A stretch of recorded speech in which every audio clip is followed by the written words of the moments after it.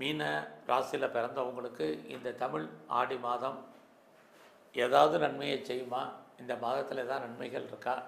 அல்லது கிரகங்களால் ஏதாவது நமக்கு சின்ன சின்ன பிரச்சனைகள் இருக்கா? இதிலேருந்து வீழ்வதற்கு ஏதாவது தெய்வ அனுகூலம் இருக்கா?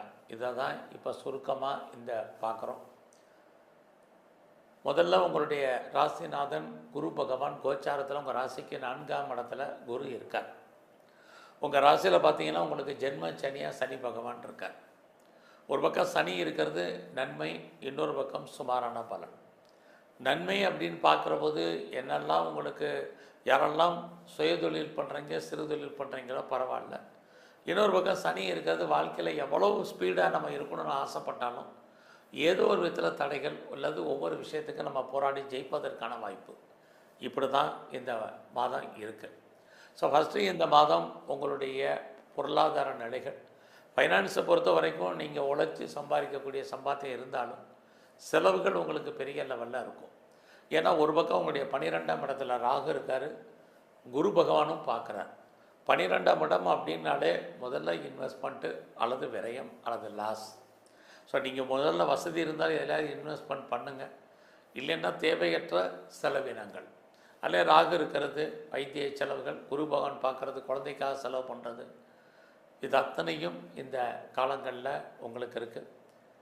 இந்த மாதத்தில் ஃபஸ்ட்டு உங்களுடைய ப்ரொஃபஷன் எப்படி இருக்குது, ஜாப் எப்படி இருக்குது அப்படி பார்க்குறது. உங்களுடைய கரியரை பொறுத்த வரைக்கும் சர்வீஸ்க்குரியவர் சூரிய பகவான், அவர் 5ஆம் இடத்துல இருக்கார்.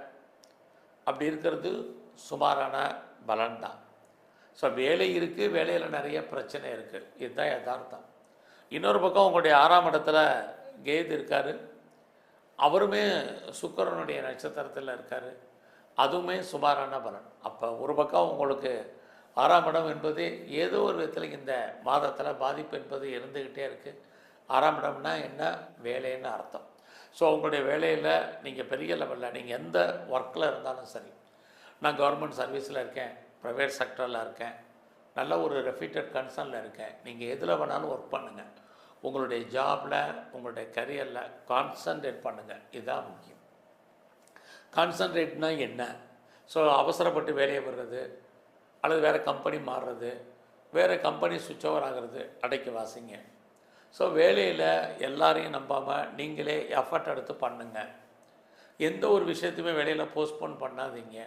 எல்லாரோடையும் கோஆப்ரேட் பண்ணுங்கள். உங்களுடைய சுப்பீரியர் கொலீக்ஸ் அத்தனை பேருடையும் அவங்களோட அட்ஜஸ்ட் பண்ணி இருங்க. இதெல்லாமே ரொம்ப முக்கியம். எல்லாவற்றுக்கும் மேலாமே எனக்கு ப்ரொமோஷன் கிடைக்கல, இன்க்ரிமெண்ட் வரல,